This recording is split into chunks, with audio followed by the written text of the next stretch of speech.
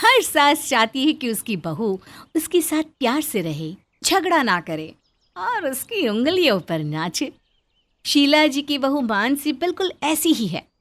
लेकिन शीला जी फिर भी अपनी बहू से परेशान है, क्योंकि उन्हें ऐसी बहू बिल्कुल नहीं चाहिए थी। उन्हें तो अपनी बहू के साथ झगड़ा करने का मन करता है। क्या शीला जी अपनी बहू के साथ झगड़ा करने में कामयाब हो पाएगी, या फिर उनकी बहू उनकी ये इच्छा कभी पूरी नहीं करेगी?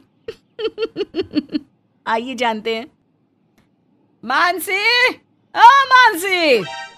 माँ जी, बुलाया आपने? बहू तो कोई काम ढंग से क्यों नहीं कर सकती है? माँ जी, मैंने तो सारा काम कर लिया है। ये घर के सामने का बरामदा क्यों नहीं धोया? माँ जी, आज घर का काम ज्यादा था ना, तो भूल गई। अरे बहू, थोड़ा सा काम का सलीका सीख ले। शादी से पहले माँ ने कुछ नहीं सिखाया। सिखाया होता तो भूलती नहीं ऐसे। ओ माँ जी, आप भी तो माँ की तरह ही हो, इसलिए जो मेरी माँ ने नहीं सिखाया वो आप सिखा दो। इस तरह शीला ने अपनी सास के गुस्से को बिल्कुल ठंडा कर दिया और बरामदा साफ करने में लग गई। शीला जी सोचने लगी, हे ऊपर वाले, तूने मुझे दुनिया में सबसे अलग बहू दी है। अगर इस बात पर यह मुझसे लड़ लेती तो इसका क्या बिगड़ जाता। शाम को मानसी सबके लिए खाना बनाती है, तो शीला जी ने अपने बेटे विवेक के सामने मानसी को सुनाना शुरू कर दिया। बहू, ये क्या बनाया है तूने? है? माँ जी, ये गोभी आलू की सब्जी है। अरे बहू, गोभी आलू की सब्जी में गोभी तो बिल्कुल दिखाई नहीं दे रहा। ऐसा काम करती है तू? माँ, अच्छी तो बनी है सब्जी, और ये है तो सही छोटा छोटा सा गोभी। वाह बेटे वाह, जोरू का गुलाम हो तो तेरे जैसा हो। अपनी बीवी की तुझे बड़ी बड़ी कमियां नहीं दिखती, लेकिन छोटी छोटी गोभी दिख गई। माँ, इसमें जोरू के गुलाम की क्या बात है? देखो ना, दिख तो रही है। विवेक जी, माँ जी बिल्कुल ठीक कह रही हैं। मैंने गोभी काटी भी छोटी छोटी थी, पकने के बाद वो और छोटी हो गई। बस जोरू के गुलाम, आ गया सब्र। अपनी बीवी में कोई कमी नहीं दिखाई देती ना तुझे? माँ जी, आगे से मैं कभी भी छोटी गोभी नहीं काटूंगी, हमेशा बड़ी बड़ी काटूंगी। अब तो खाना खा लीजिए। मानसी ने एक बार फिर अपनी सास को शांत कर दिया। रात को विवेक ने मानसी से कहा, मानसी, माँ तुम्हें बहुत परेशान करती है ना? आपसे किसने कहा कि माँ जी मुझे परेशान करती हैं? क्योंकि मैं अंधा नहीं हूँ, मुझे सब दिखाई देता है। माँ तुम्हारे हर काम में कमी निकालती है, बात बात पर ताना मारती है, और झगड़ा करने के लिए तो हमेशा तैयार रहती है। अब छोड़िए ना इन बातों को, सास बहू का रिश्ता ही ऐसा होता है। मुझे तो माँ जी की किसी बात का बुरा नहीं लगता। आप भी ना माँ जी की बातों पर ज्यादा ध्यान मत दिया करो। तुम्हें पता है, मानसी, तुम इस दुनिया की बेस्ट बहू हो। हाँ, पता है मुझे। इसी तरह अगली सुबह मानसी सोकर भी नहीं उठी थी कि तभी शीला जी ने जोर जोर से चिल्लाना शुरू कर दिया। विवेक, मानसी, जल्दी बाहर आओ, देखो क्या हुआ है। विवेक और मानसी घबराकर अपनी माँ के पास गए तो शीला जी उनसे कहने लगी, मानसी, तुम तो घोड़े बेचकर सोती रहो। ये देखो, पूरे घर में किसी के पैरों के निशान हैं। लगता है कोई आया था घर में और सारे घर को गंदा कर दिया। माँ जी, ये तो आपकी चप्पल के निशान हैं। सुबह आप मंदिर गई थी ना, तभी आपने पूरे घर में कर दिए होंगे। हाँ हाँ बहू, लगा दे मेरा नाम, तुझसे और क्या उम्मीद रख सकती हूँ। इस दुनिया में जितने भी बुरे काम हो रहे हैं वो मैं ही तो करती हूँ। नहीं माँ, मानसी का वो मतलब नहीं था, वो तो बस आपको। अरे चुप हो जा जोरू के गुलाम, कभी अपनी माँ की बात पर भी भरोसा कर लिया कर। विवेक जी, अभी आपको ऑफिस जाने में टाइम है ना, आप जाकर सो जाइए। माँ जी, आप परेशान मत हो, मैं अभी सारा घर धो देती हूँ। हाँ, गलती तूने करी है तो उसे ठीक भी तो तू ही करेगी। चल जल्दी से धो दे सारा घर। मानसी चुपचाप सारा घर धो देती है। दोपहर में शीला जी से मिलने उसकी सहेली मंजू आती है। शीला, तुझे तो टाइम ही नहीं मुझसे मिलने का। देख, मैं ही आ गई तेरे पास। अच्छा किया मंजू जो तू आ गई। और बता, कैसी है तू? बेटा बहू कैसे हैं? सब ठीक है शीला, बस बहू से परेशान हूँ। दिन रात झगड़ा करती है मेरी बहू मुझसे। और बेटा भी ना उसी का साथ देता है। अभी बहुत लड़ाई होगी मेरी बहू से मेरी, तभी तो तेरे पास आई मैं। बड़ी किस्मत वाली है तू मंजू, जो तेरी बहू तुझसे झगड़ा करती है। अरे मैं तो तरस गई अपनी बहू से लड़ने के लिए। मेरी बहू ना तो खुद लड़ती है और मेरा बेटा कुछ कहता है तो उसे भी शांत करा देती है। अच्छा, मेरी बहू तो सुबह दोपहर शाम तीनों टाइम लड़ती है। जब तक हमारे बीच कोई झगड़ा नहीं होता तब तक तो दोनों का खाना ही हजम नहीं होता।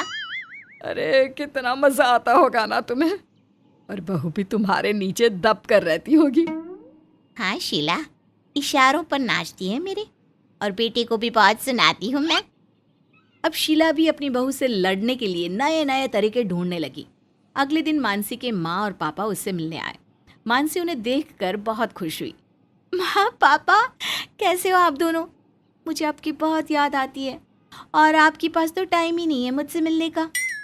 देखो बेटी, आ तो गए तुमसे मिलने के लिए, हमें भी तुम्हारी बहुत याद आती है। बेटा तुम ठीक तो हो ना? खुश हो ना बेटा? हाँ पापा, मैं बहुत खुश हूँ और विवेक जी भी बहुत अच्छे हैं, बहुत ख्याल रखते हैं मेरा। अब शीला जी को मौका मिल जाता है अपनी बहू से लड़ने का। वो उसके माँ बाप के सामने ही बोलने लगती है। अरे बहू, क्यों झूठ बोल रही है अपने माँ बाप से? बोल दे कि तेरी सास तुझ पर बहुत जुल्म करती है, तुझे जीने नहीं देती और तेरा पति भी बहुत नालायक है। लेकिन माँ जी, मैंने ऐसा कुछ नहीं कहा, जो सच है बस वही कहा। बहन जी, आप वैसे तो बड़ी सिठानी बनकर घूमती हो, लेकिन अपनी बेटी को कोई तौर तरीके सिखाकर नहीं भेजा आपने, न काम का सलीका ना ही बात करने का। माँ जी, आप मुझे दिन रात सुनाती रहती हैं, मैं आपसे कुछ नहीं कहती, लेकिन अगर आपने मेरे माँ से कुछ भी बोला ना तो मैं भूल जाऊंगी कि आप मेरी सास हैं। मानसी ऐसे बात नहीं करते अपनी सास से, ये तुम्हारी माँ के बराबर है। अरे रहने दो भाई साहब, ये सब तो आपको शादी से पहले बताना चाहिए था, और आपको भी शर्म नहीं आई? मुंह उठाकर बेटी के घर खाना खाने आ गए। अरे बेटी के घर का पानी भी नहीं पीते। माँ जी, ये क्या बोले जा रही हैं आप? मानसी शांत रहो। ठीक तो बोल रही है तुम्हारी सास। बेटा हम तो तुमसे मिलने आए थे तो मिल लिए, अब चलते हैं हम। मानसी को अपने माँ और पापा की बेइज्जती बर्दाश्त नहीं हो रही है, तो बस उसने भी फैसला कर लिया कि अपनी सास को सबक सिखाकर रहेगी। अगली सुबह शीला ने मानसी से कहा, मानसी, आज नाश्ता नहीं बनाया तुमने? माँ जी, आपको मेरे हाथ का खाना पसंद नहीं आता ना, तो आज के बाद मैं आपके लिए कुछ नहीं बनाऊंगी, आप खुद ही बना लीजिए। अरे बहू, शर्म कर ले, बुढ़ापे में काम करवाएगी अपनी सास से। माँ जी, बुढ़ापे में जैसे आपकी जुबान चलती है वैसे ही आपके हाथ भी चलने चाहिए। अब शीला जी ने नाश्ता खुद ही बना लिया। थोड़ी देर बाद शीला फिर अपनी बहू से कहती है, बहू, तूने ये बरामदा और घर का आंगन क्यों नहीं धोया? देख कितनी मिट्टी है। माँ जी, मैं आपकी नौकरानी नहीं हूँ कि गलती आप करें और काम मैं करूँ। आप रोज मिट्टी की चप्पल पूरे घर में लेकर घूमती हो और धोना मुझे पड़ता है। आज के बाद काम बिगाड़ोगी तो काम को ठीक भी आप ही करोगी। अरे कितनी बेशर्म हो गई है, छोटे बड़े का लिहाज भूल गई है। माँ जी, ये बेशर्मी आप ही से सीखी है, आपको कहाँ लिहाज है छोटे बड़े का, तो मैं भी भूल गई। शीला अपनी बहू से कुछ भी कहती तो पलट कर उसकी बहू से बहुत सुनाती और घर का कोई काम भी नहीं करती। घर का सारा काम शीला को करना पड़ता है। एक दिन शीला दुखी होकर अपनी सहेली मंजू के घर पर गई। मंजू को देखकर शीला हैरान हो गई। उसकी हालत तो नौकरानी जैसी लग रही थी और उसकी बहू उसे खूब खरी खोटी सुना रही थी। सारा दिन इधर से उधर चुगली करती रहती है बुढ़िया, ढंग से घर में पोछा भी नहीं लगा। आज अगर सारे घर का काम नहीं किया ना तो आज भी सारा दिन भूखी ही रहना, खाना नहीं मिलेगा तुझे। मंजू की ऐसी हालत देखकर शीला उसके पास आकर बोली, मंजू, ये सब क्या है? तू तो बोलती थी कि तेरी बहू दब कर रहती है और तेरी बहू तेरे इशारों पर नाचती है। मुझे माफ कर दे शीला, मैंने अपनी बड़ाई करने के लिए तुझसे झूठ बोला था। मेरी बहू तो मुझे खाना भी नहीं देती, किचन में ताला लगा कर रखती है और सारे घर का काम करवाती है। शीला को मंजू की हालत पर तरस आता है। वो वापस अपने घर के लिए निकलती है और रास्ते में अपनी बहू के बारे में सोचती है कि उसकी बहू कितनी अच्छी है, फिर भी उसने अपनी बहू की कदर ही नहीं की। अब शीला को अपनी बहू को पहले की तरह बनाना है, पर उसको कुछ समझ में नहीं आ रहा कि वो क्या करे। अब आप ही कमेंट करके बताएं कि उसे मानसी को मनाने के लिए क्या करना चाहिए।